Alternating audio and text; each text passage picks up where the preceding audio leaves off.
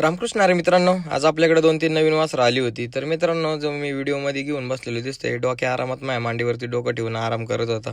त्याला थोडंसं गोंजरत होतं. नंतर इकडं भैयाचं आणि अण्णा शेटचं काम चाललेलं होतं. छकडं सारखंच मोडते आपले फेरे काढून.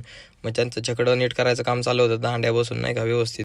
ते छकडं नीट करत होते इकडं. नंतर लगेच फलटणच्या तिकडून एक वासरू आलेलं होतं, लक्ष म्हणून. मग हे वासरू आलं आणि आल्यानंतर ना त्यांना म्हणलं एक अर्धा तास थांबू दे उभं, लगेच त्याला फेरे काढू. तोपर्यंत इकडं आप्पा वासरू धुवत होता मुळशीवरून आलेला सोन्याला. सोन्याची तब्येत बघू शकते, पहिलं आल्या त्यावेळेस कसं होतं, आता जनताचा डोस दिल्यानंतर अंग धरायला लागले, वासरू कसं बनलंय. उन्हाचं वासरांना धुतलं की वासरांना पण बरं वाटतं आणि त्यातल्या त्यात आपल्याला पण बरं वाटतं जरा ओलं झालं की. त्यामुळे ऊन लय वासरांना धुणं गरजेचं आहे मित्रांनो. त्यानंतर हे वासरू हे तुम्ही बघू शकता, हे बाहेर ओढत होतं पूर्णपणे. मालक म्हणले ओपन पाटीला फेरा पाहिजे, त्याला पण धुतलं, त्याला पण फेरा काढायचा होता.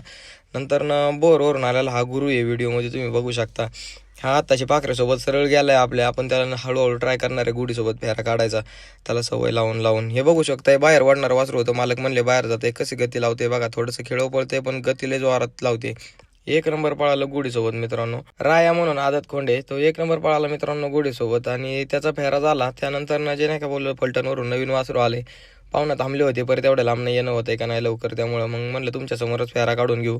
वासराच त्यांच्या दुसराच फेरा होता, त्यांनी एक काढला होता आणि आपल्या इथं आले आले बघू शकताय. वासरू बरोबर पळायला चांगलं, पण पुढे गेलं की थोडंसं कटाळलं इथं निम्म्याच्या पुढं फाटीच्या. तर व्यायाम देऊन नीट होईल. फॉलो करायला विसरू नका. जय श्रीराम.